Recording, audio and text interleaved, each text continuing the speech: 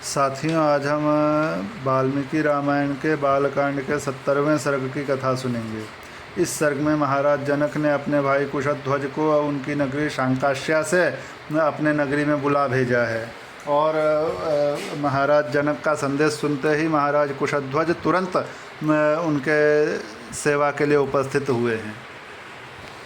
इसके बाद जब सभा बैठी है तब वशिष्ठ जी ने इक्ष्वाकु कुल का पूरा वर्णन सुनाते हुए उनके सभी वंशजों का नाम के साथ वर्णन सुनाते हुए श्री सीताराम जी के विवाह के लिए और लक्ष्मण उर्मिला जी के विवाह के लिए प्रस्ताव किया है।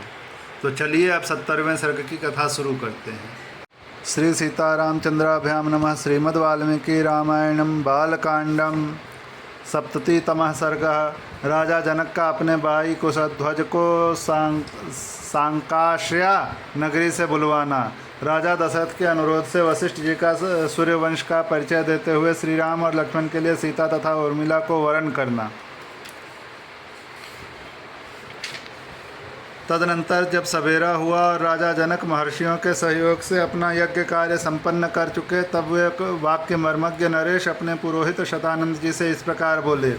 ब्रह्मन, मेरे तेजस्वी और पराक्रमी भाई कुशध्वज जो अत्यंत धर्मात्मा हैं, इस समय इक्षुमती नदी का जल पीते हुए उसके किनारे बसी हुई कल्याणमयी संकाश्या नगरी में निवास करते हैं। उसके चारों ओर के परकोटों की रक्षा के लिए शत्रुओं के निवारण में समर्थ बड़े बड़े यंत्र लगाए गए हैं। वह पूरी पुष्पक विमान के समान विस्तृत तथा पुण्य से उपलब्ध होने वाले स्वर्गलोक के सदृश सुंदर है। वहाँ रहने वाले अपने भाई को इस शुभ अवसर पर मैं यहाँ उपस्थित देखना चाहता हूँ, क्योंकि मेरी दृष्टि में वे मेरे इस यज्ञ के संरक्षक हैं। महातेजस्वी कुशध्वज भी मेरे साथ श्री सीताराम के विवाह संबंधी इस मंगल समारोह का सुख उठावेंगे। राजा के इस प्रकार कहने पर शतानंद जी के समीप कुछ धीर स्वभाव के पुरुष आए और राजा जनक ने उन्हें पूर्वोक्त आदेश सुनाया।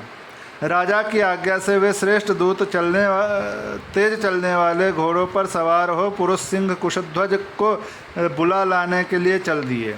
मानो इंद्र की आज्ञा से उनके दूत भगवान विष्णु को बुलाने जा रहे हों। संकाश्या में पहुंचकर उन्होंने कुशध्वज से भेंट की और मिथिला का यथार्थ समाचार एवं जनक का अभिप्राय भी निवेदन किया। उन महावेगशाली श्रेष्ठ दूतों के मुख से मिथिला का सारा वृत्तांत सुनकर राजा कुशध्वज महाराज जनक की आज्ञा के अनुसार मिथिला में आए। वहाँ उन्होंने धर्मवत्सल महाराज जनक का दर्शन किया। फिर शतानंद जी तथा अत्यंत धार्मिक जनक को प्रणाम करके वे राजा के योग्य परम दिव्य सिंहासन पर विराजमान हुए।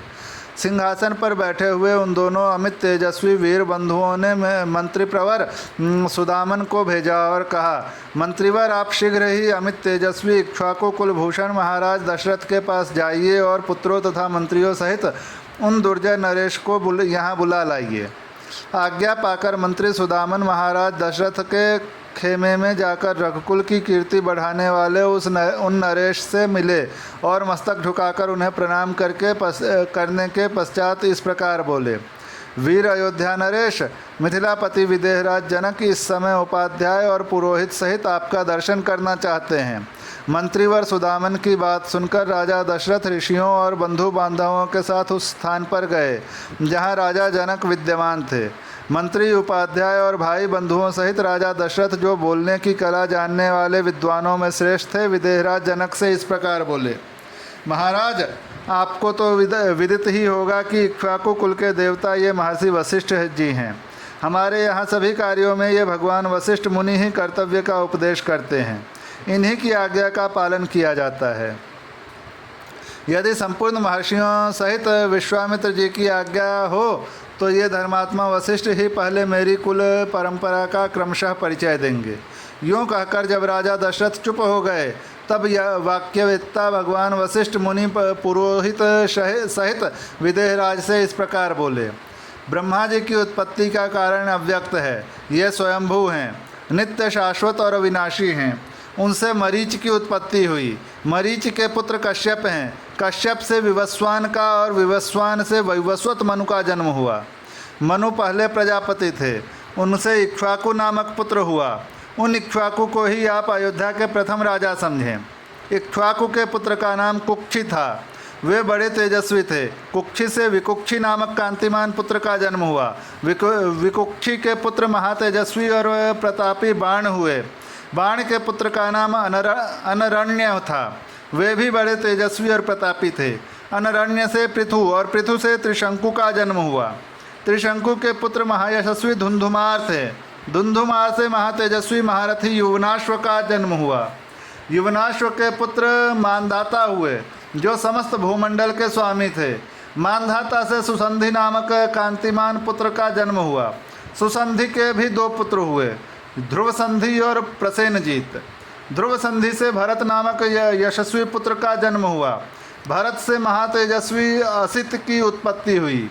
राजा असित के साथ हयहय, तालजंग और शशबिंदु, इन 3 राजवंशों के लोग शत्रुता रखने लगे थे। युद्ध में इन तीनों शत्रुओं का सामना करते हुए राजा असित प्रवासी हो गए। वे अपनी 2 रानियों के साथ हिमालय पर आकर रहने लगे। राजा असित के पास बहुत थोड़ी सेना शेष रह गई थी। वे हिमालय पर ही मृत्यु को प्राप्त हो गए। उस समय उनकी दोनों रानियां गर्भवती थीं, ऐसा सुना गया है। उनमें से एक रानी ने अपने सौत का गर्भ नष्ट करने के लिए उसे विषयुक्त भोजन दे दिया। उस समय उस रमणीय एवं श्रेष्ठ पर्वत पर भृगुकुल में उत्पन्न हुए महामुनि च्यवन तपस्या में लगे हुए थे। हिमालय पर ही उनका आश्रम था।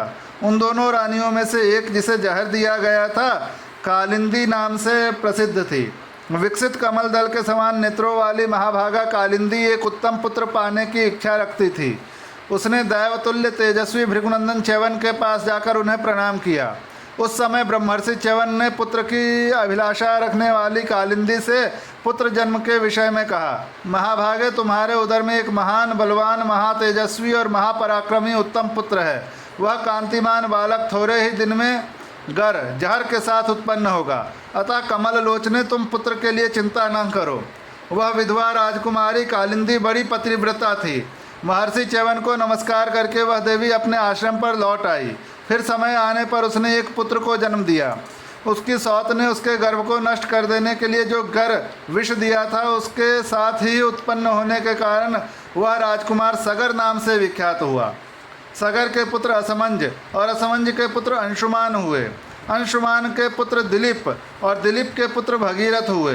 भगीरथ से ककुत्स और ककुत्स से रघु का जन्म हुआ। रघु के तेजस्वी पुत्र प्रवृद्ध हुए, जो शाप से राक्षस हो गए थे। वे ही कल्माशपाद नाम से भी प्रसिद्ध हुए थे। उनसे शंखण नामक पुत्र का जन्म हुआ था। शंखण के पुत्र सुदर्शन और सुदर्शन के अग्निवर्ण हुए। अग्निवर्ण के शीघ्रग और शीघ्रग के पुत्र मरु थे। मरु से पुरुषुश्रुक और पुरुषुश्रुक से अम्बरीश की उत्पत्ति हुई। अम्बरीश के पुत्र राजा नहुष हुए। नहुष के ययाति और ययाति के पुत्र नाभाग थे। नाभाग के अज हुए। अज से दशरथ का जन्म हुआ। इन्हीं महाराज दशरथ से ये दोनों भाई श्री राम और लक्ष्मण उत्पन्न हुए हैं। इक्ष्वाकु कुल में उत्पन्न हुए राजाओं का वंश आदिकाल से ही शुद्ध रहा है। ये सब के सब परम धर्मात्मा, वीर और सत्यवादी होते आए हैं। नरश्रेष्ठ नरेश्वर, इसी इक्ष्वाकु वंश के इक्ष्वाकु कुल में उत्पन्न हुए श्री राम और लक्ष्मण के लिए मैं आपकी 2 कन्याओं का वरण करता हूँ। ये आपकी कन्याओं के योग्य हैं और अपनी कन्याएं इनके योग्य हैं और आपकी कन्याएं इनके योग्य हैं। अतः आप इन्हें कन्यादान करें। इस प्रकार श्री वाल्मीकि निर्मित आर्ष रामायण आदि काव्य के बालकांड में 70वां सर्ग पूरा हुआ।